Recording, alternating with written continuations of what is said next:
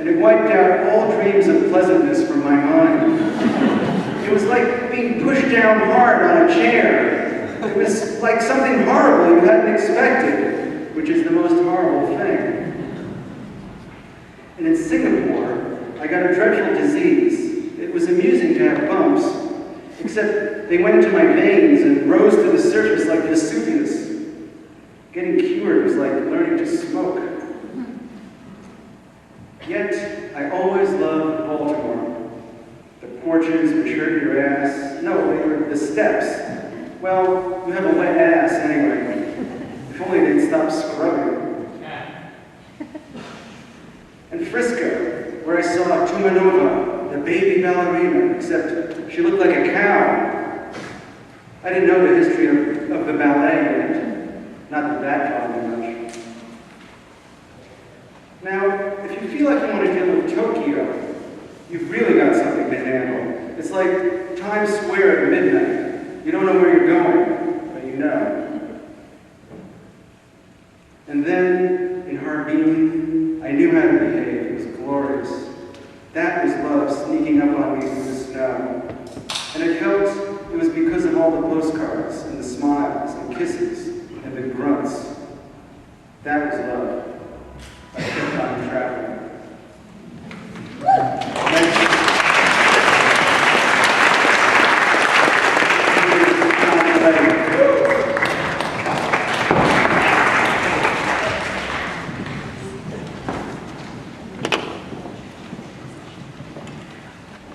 St. Paul and all that. Totally abashed and smiling. I'll walk in, sit down, and face the Frigidaire. It's April, no May. It's May. Such little things have to be established in the morning, after the big things at night. Do you want me to come? When I think of all the things I've been thinking of, I feel insane. Simply, life in Birmingham is hell. Simply, you will miss me, but that's good. When the tears of a whole generation are assembled, they will only fill a coffee cup. Just because they evaporate doesn't mean life has heat. This various dream of living, I am alive with you, full of anxious pleasures and pleasurable anxiety, hardness and softness, listening while you talk, talking while you read. I read what you read. You do not read what I read, which is right. I'm the one with the curiosity. You read for some mysterious reason. I read simply because I'm a writer. The sun doesn't necessarily set. Sometimes it just disappears. When you're not here, someone walks in and says, "Hey, there's no dancer in that bed." Oh, the Polish summers, those drafts, those black and white teeth. You never come when you say you'll come, but on the other hand, you do come.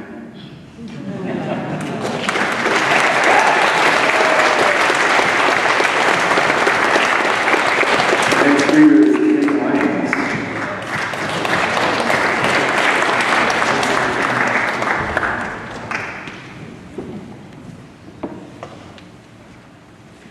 Memoir of Sergei O. My feet have never been comfortable since I pulled them out of the Black Sea and came to your foul country. What fatal day did I dry them off for? Travel, loathsome travel to a world even older than the one I grew up in. What fatal day, meanwhile, back in France, they were stumbling towards the Bastille, and the Princess de Lamballe was shuddering as shudderingly as I, with a lot less to lose. I still hated to move, sedentary as a roach of Tiflis. Never again to go swimming in the nude, publicly. Little did I know how awfulness could reach perfection abroad. I even thought I could see a red Indian. All I I saw was lipstick. Everything covered with grass or shrouds, pretty shrouds shot with silver and plasma. Even the chairs are upholstered to a smothering perfection of inanity. And there are no chandeliers, and there are no gates to the parks, so you don't know whether you're going in them or coming out of them. That's not relaxing. And so you can't really walk. All you can do is sit and drink coffee and brood over the lost leaves and refreshing scum of Georgia, Georgia, of my heritage, and dismay. Meanwhile, back in my old country, they are renaming everything, so I can't even tell anymore which ballet company I am remembering with so much pain. And the same thing has started here. American Avenue, Park Avenue South, Avenue of Chester, Conklin, Vinnie Barnes, Boulevard Avenue of Toby, Wing, Barbara, Nickel Street. Where am I? What is it? I can't even find a pond small enough to drown in without being ostentatious. You are ruining your awful country and me. It is not new to do this. It is terribly democratic and ordinary and tired.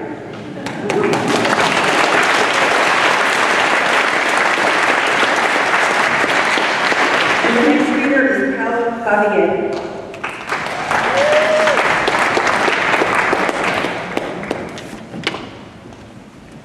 Yesterday, Janet, you say that everything is very simple and interesting. It makes me feel very wistful, like reading a great Russian novel. I'm terribly bored. Sometimes it is like seeing a bad movie. Other days, more often, it's like having an acute disease of the kidney. God knows it has nothing to do with the heart. Nothing to do with people more interesting than myself. Yak, yak. That's an amusing thought. How can anyone be more amusing than oneself? How can anyone fail to be? Can I borrow your 45? I only need one bullet, preferably silver. If you can't be interesting, at least you can be a legend. But I hate all that crap. Rachel Dixon.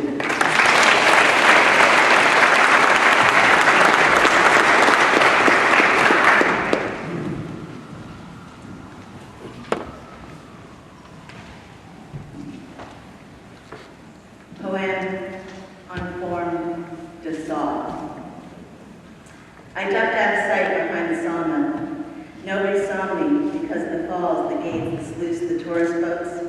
The children were trailing their fingers in the water, and the swans, Rigo and Smarty, were nipping their little fingers. I heard one swan remark, "That was a good nip, though they are not as interesting as sausages," and another replied, "Nor as tasty as those peasants we got away from the elephant that time." But I didn't really care for conversation that day. I wanted to be alone, which is why I went to the mill in the first place. Now I am alone and hate it. I don't want to just make boards for the rest of my life. I'm distressed. The water is very beautiful, but you can't go into it because of the gunk. And the dog is always rolling over. I like dogs on their little feet. I think I may scamper off to Winnipeg to see Raymond. But what'll happen to the mill? I see the cobwebs collecting already. And later, those other webs, those awful predatory webs. If I stay right here, I will eventually get into the newspapers, like Robert Frost. Willow trees, they remind me of Desdemona. I'm so damn literary. And at the same time, the waters rushing past remind me of nothing. I'm so damn empty. What is all this vessel shit anyway? We are all rushing down the river happy times, ducking, pulling, bumping, sinking, and swimming, and we arrive at the beach. The chaff is sand. Alone as a tree bumping another tree in a storm. That's not really being alone, is it?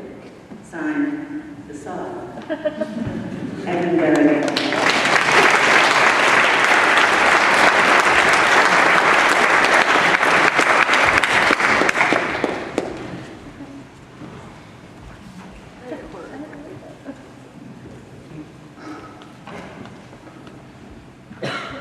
For the Chinese New Year and for Bill Bergson,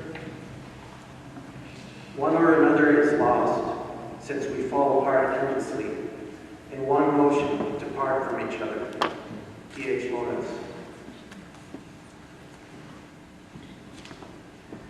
behind New York there's a face. And it's not Sibelius's with a cigar. It was red, it was strange and hateful. And then I became a child again, like a nadir or a zenith or a nudnik. What do you think? This is my youth?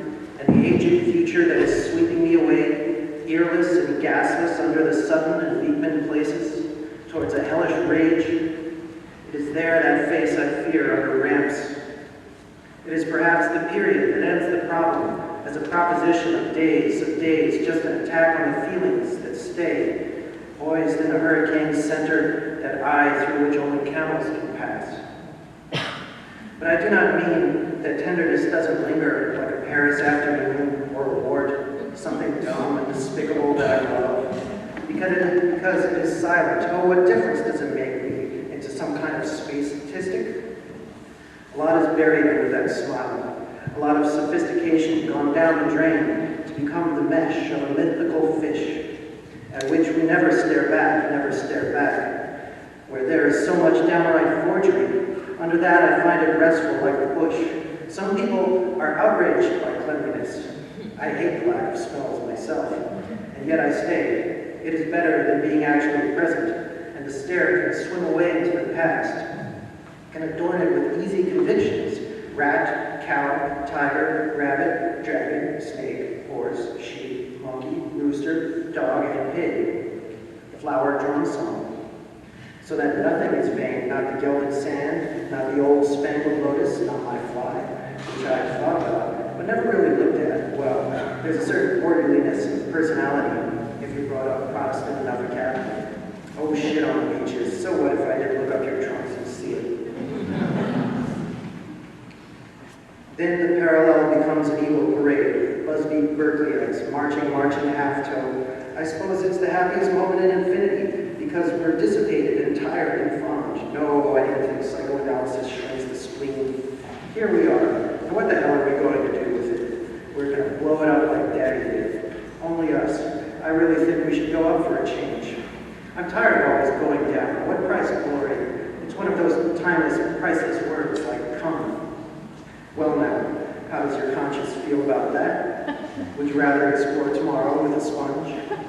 There's no need to look for a target, you're it. Like in childhood, when the going was aimed at a sandwich. It all depends on which three of us are there. But here come the prophets with their loosening nails. It is only as blue as the lighting under the piles. I have something portentous to say to you, but which of the papier-mâché languages do you understand? You don't dare to take it off paper, much less put it on. Yes, it is strange that everyone fucks, and everyone mentions it, and it's boring too, that faded floor. How many teeth have chewed a little piece of the lover's flesh? How many teeth are there in the world? It's like Harpo Marx smiling at a million pianos. Call that Africa, call it New Guinea, call it Poughkeepsie, I guess. It's love, I guess. The season of renunciation is at hand. The final fatal hour of turpitude and logic demise is when you miss getting rid of something. The louse is when you don't louse something up, which way is the end. I'm looking for $1 million heart in a carton of frozen strawberries, like the Swedes. Where is sunny England and those fields where they stillbirth the wars?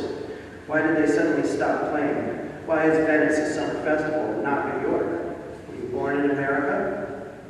The inscrutable passage from Lawnmower punctuates the newly installed Muzak in the Schubert Theater. Am I nuts, or is this the happiest moment of my life? Who's arguing? Tis Lord's sakes, it took Daddy a long time to have that accident, so Aunt Grace could get completely into black. Didn't you know we was all going to be Zen Buddhists after? What we did, you sure don't know much about Warfield or nothing, and the peach trees continued to rejoice around the prick, which was for once authorized by our Congress, though inactive. What if it had turned out to be a volcano? That's a mulatto of another nationality of the marble. It's time for dessert. I don't care what street this is. You're not telling me to take a tour, are you? I don't want to look at any fingernails or any toes. I just want to go on being subtle and dead like life.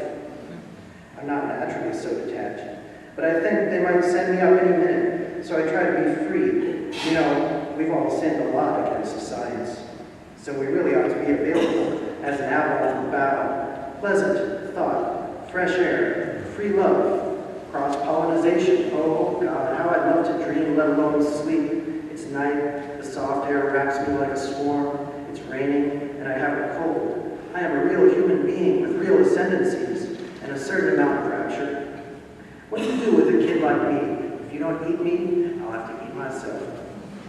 It's a strange curse my generation has. We're all like the flowers in the Agassiz Museum, perpetually ardent. Don't touch me, because when I tremble it makes a noise like a Chinese wind bell. It's that I'm seismographic is all. And when a Jesuit has stared you down forever after, you clink. I wonder if I've really scrutinized this experience like you're supposed to have if you could type. There's not much soup left on my sleeve. Energy, creativity, guts, ponderableness. Lent is coming in imponderableness. I'd like to die smiling.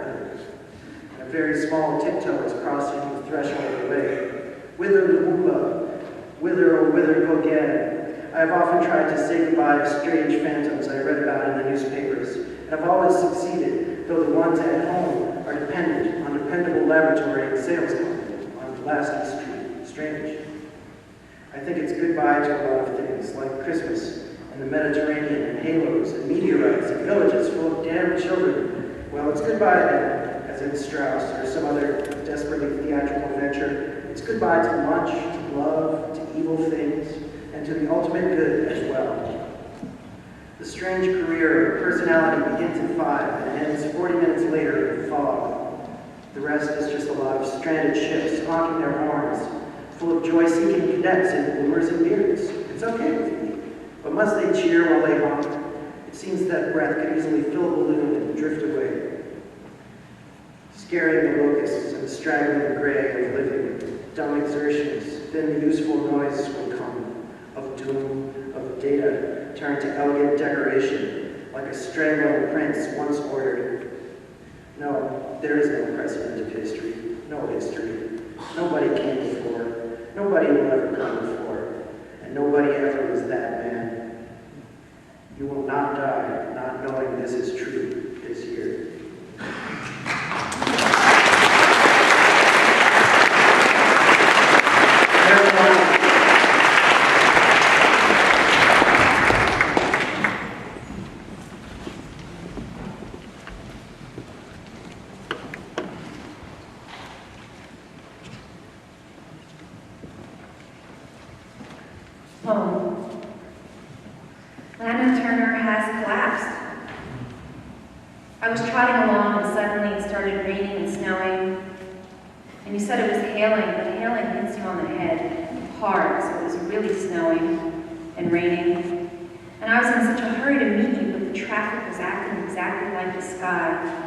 And suddenly I see a headline, Lana Turner has collapsed. There's no snow in Hollywood. There's no rain in California. I've been to lots of parties and acted perfectly disgraceful, but I never actually collapsed. Oh, Lana Turner, we love you, get up.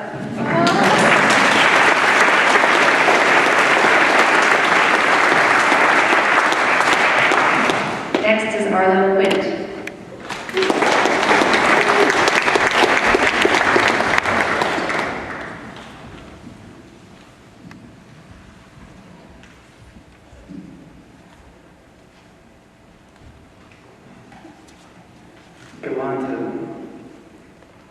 A strange den or music room, childhood, dream of Persian grass, configured, distilled, first hard-on milky mess.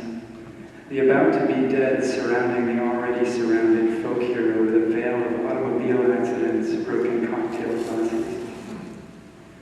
Oh, Sally is still acting in the mise-en-scene of her great-grandmother's embroidered graveyard, while my Asiatic tendencies have taken me to the Baghdad of neurasthenia and false objectivity. Faint hope for a familial contrast for a far-reaching decadence which presupposes unnatural unselfishness. Your sweet yellow hair among the mosques, the faint tribal twitch of your altered blue eyes. When Canaan was reached, you called me France. We threw sand in our eyes and ran naked down the street of our awful progenitors. When life is fantastic, there is no chance for make-believe. How lucky the French bourgeois pain could be if we were children again and everything uninteresting. You never had a chance to be Emma Bovary, nor I Julian Sorrel in that attic in the States. And now, I remember you only through American folk art opening near the Fonda del Sol. Where are you, Sally, with your practicality and bottles of fireflies blinking on and off for footlights?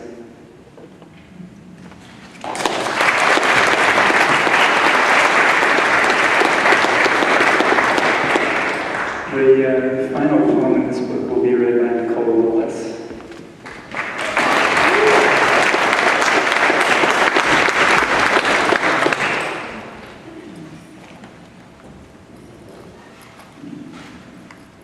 Fantasy, dedicated to the health of Allen Ginsberg.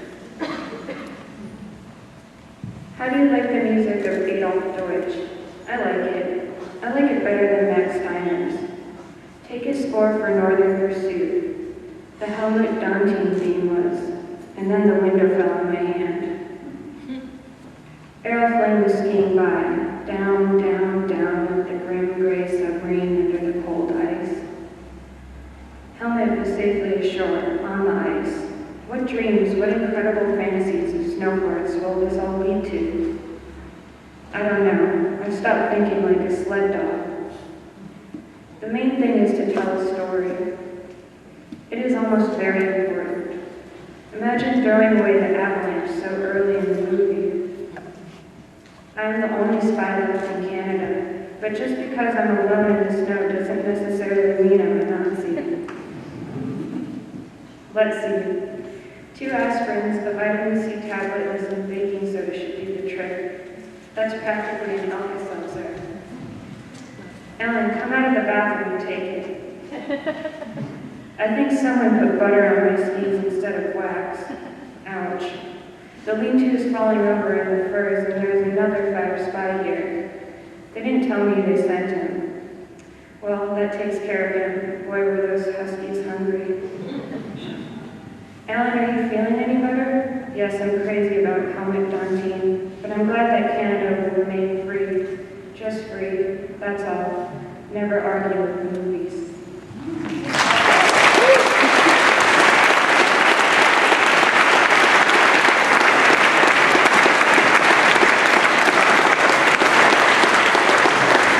Thank you, fantastic readers of Franco Vera's amazing London films. Books are for sale in the back. And this is the final event of the spring season at the Poetry Project. So mark your calendars. September 24th, we'll be back with Bono Kapil and Jiz Cameron.